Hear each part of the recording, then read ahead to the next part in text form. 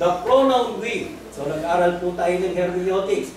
The pronoun we, when not defined, implies today's church leaders who are viewed as doctrinal authorities. So sino po yung kinoconsider natin doctrinal authorities?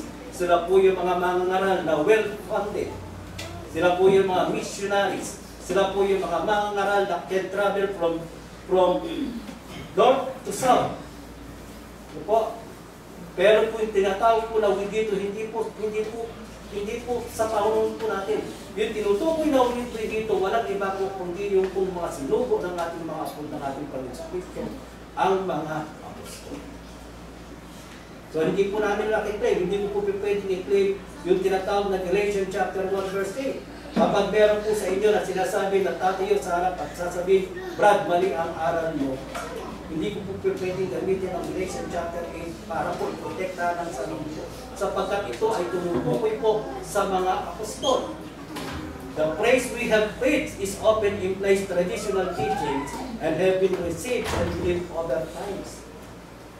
No?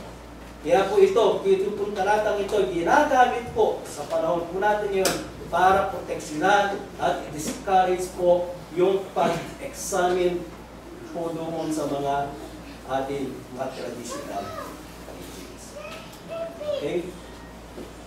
So, ngayon, tingnan po natin ang pagkakaiba. Bakit hindi po natin pwede gamitin yung Galatians chapter 1 verse 8 sa panahon po natin ngayon at i-apply po namin sa aming mga sarili na nangangaral at tumatayo sa panahon po nito ngayon.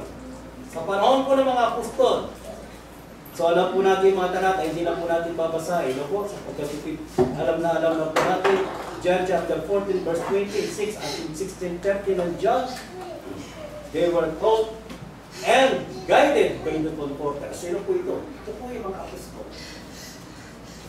Hindi po sila magkakamali sa kanilang aral at turo. They performed the signs of the apostles, signs and wonders. 2 Corinthians chapter 12 verse 12 and Mark chapter 16 verse 20, confirming the word with the signs and wonders following. Habang nangangaral po ang mga apostol, yung pong kanilang salita ay pinatuntunayan ng mga himalang kanilang ginagawa. At mismo po ang ating Panginoon Kristo ang gumagabay po sa kanila.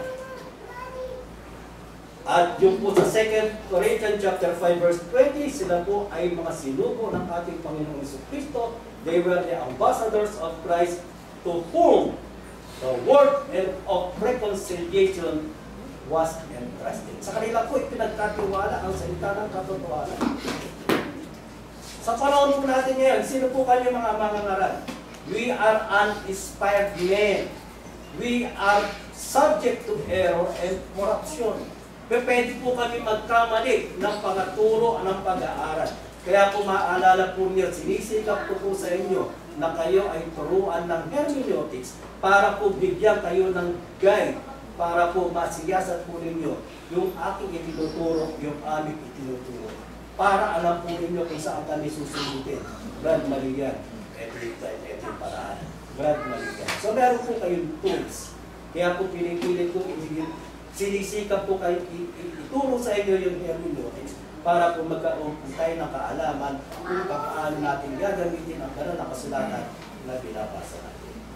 Pangalawa, they read and preach from the translation of copies and writings of the Inspired. So nakita po natin, pinag-aralan po natin yung mga issue ng manuscript at mga issue ng ating translation. Particular na po yung misuse of chapter and verse system. At pangatlo, we have no signs and wonders to confirm what is wala po kaming claim na kasi, ito po, yung sinaturo namin ito po.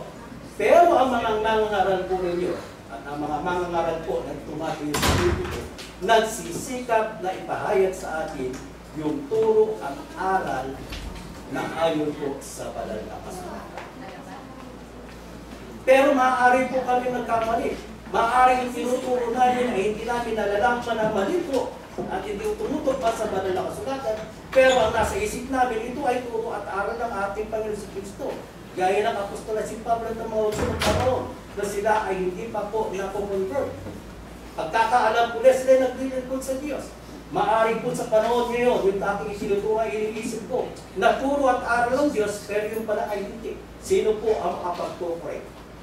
Sino ang makapagsasabi na mali ang tinuturo ko? Kayo ang makapagsasabi.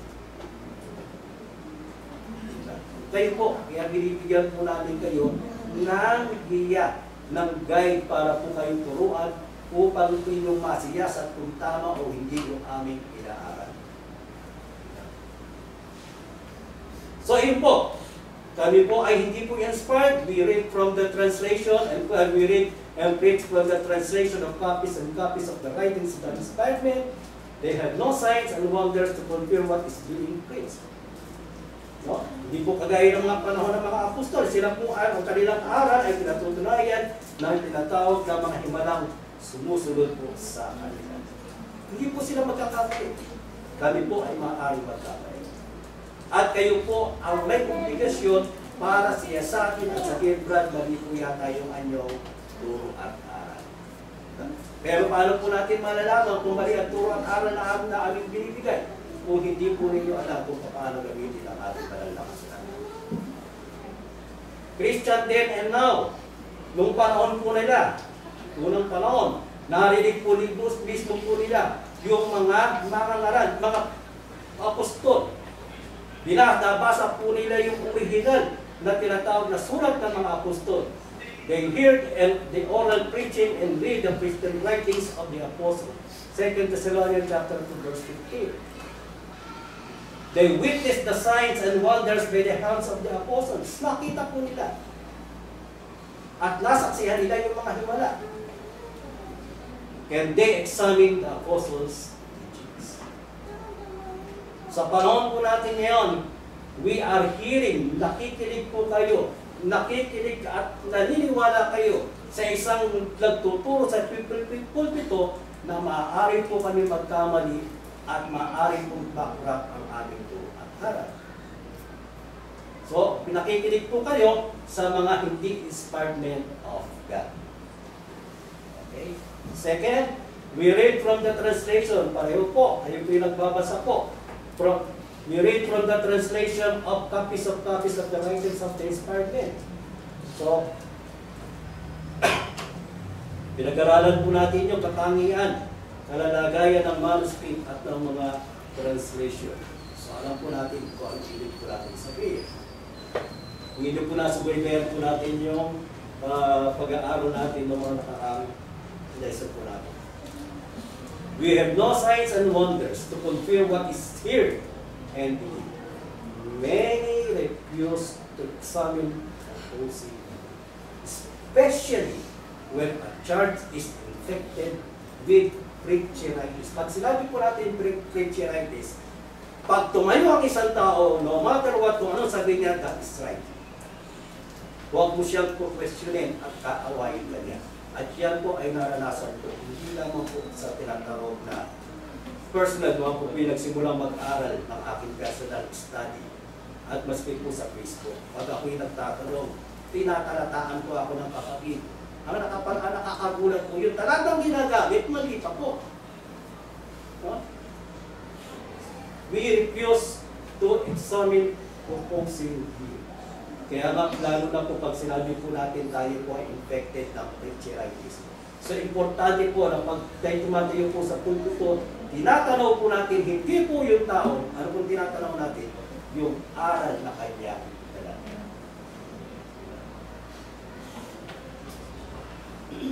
So for every contradictory or ambiguous thought, a question or clarification is offered to shed light and bring clarity, whether in writing or in written.